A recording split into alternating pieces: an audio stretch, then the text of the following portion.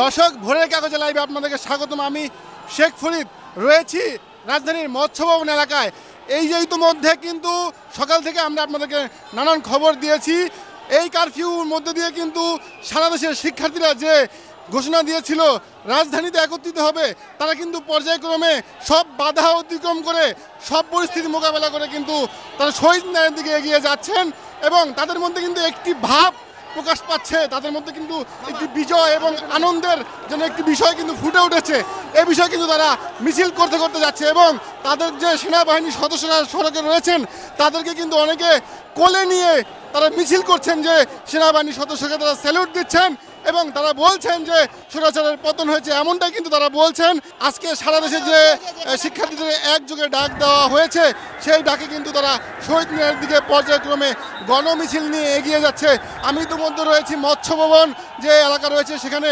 আপনারা ইতিমধ্যে দেখতে পাচ্ছেন এখানে কিন্তু অসংখ্য হাজার হাজার বিভিন্ন শ্রেণী পেশার মানুষ থেকে শুরু করে বিভিন্ন শিক্ষার্থী থেকে আন্দোলনকারীরা যারা দীর্ঘদিন ধরে কোটা বিরোধী বিষয় নিয়ে তারা আন্দোলন করছিলেন এবং তারা কিন্তু পর্যায়ক্রমে আজকে নিজেদের মনে একটি হঠাৎ কেন যেন একটি প্রফুল্ল ভাব, তাদের মধ্যে কেন যেন একটি আনন্দের ছোঁয়া ফিরে এসেছে এবং তারা কিন্তু সেনাবাহিনীদেরকে সম্বোধন করছেন এবং তাদেরকে এবং গণমাধ্যম কর্মীদেরকেও কিন্তু তারা কোলে নিয়ে লাফানোর চেষ্টা করছেন এবং সব বাধা অতিক্রম কিন্তু করে কিন্তু তারা এই রাজধানীতে প্রবেশ করেছে। আপনাদেরকে সকালে আমরা যে বিষয়টি জানিয়েছিলাম যে রাজধানীর বিভিন্ন পয়েন্ট আইনশৃঙ্খলা বাহিনী থেকে শুরু করে সেনাবাহিনীর সদস্যদের বাধার মুখে পড়তে হয়েছে অনেককেই, কারণ গতকালকে সাধারণ ছুটি সহ কারফিউ দেওয়া হয় এবং অনির্দিষ্টকালের জন্য কারফিউ দেওয়া হয়। সেই কারফিউ কিন্তু তারা প্রত্যাহার করেছিল এবং আমরা কিন্তু আজকে সকালে শাহবাগে বেশ কয়েকজন সমন্বয়কারী আমাদের সাথে কথা বলেছেন সাংবাদিকদের সাথে।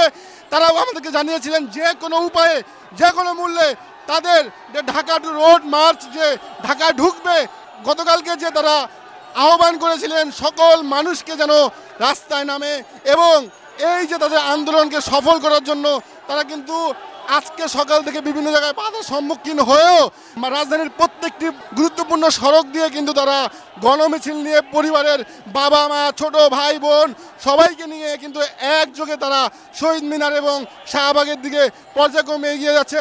আমাদের সঙ্গেই থাকুন, আপনাদেরকে পুরো বিস্তারিত দেখানোর চেষ্টা করব। দর্শক, প্রত্যেকটি বাধা অতিক্রম করে কিন্তু আন্দোলনকারীরা রাজধানীতে যেখানে প্রবেশ করার কথা ছিল তারা কিন্তু সক্ষম হয়েছে এবং তারা কিন্তু রাজধানীতে প্রবেশ করেছে। তাদের মুখে যে উৎফুল্ল এবং জয়ধ্বনি প্রকাশ পাচ্ছে, আসলে এটি কোন বার্তা প্রকাশ পাচ্ছে এটি আমরা হয়তো সময় সাপেক্ষে আমরা আপনাদেরকে জানাতে পারবো। এবং এই যে সেনাবাহিনীদেরকে কিন্তু গণমাধ্যম কর্মীদেরকে কিন্তু তারা অবিলম্বে শুভেচ্ছা এবং অভিনন্দন জানাচ্ছে। আমার কাছে মৎস্য ভবন এলাকা থেকে এই ছিল সর্বশেষ তথ্য। পরবর্তীতে আপনাদেরকে আরও জানানোর চেষ্টা করব।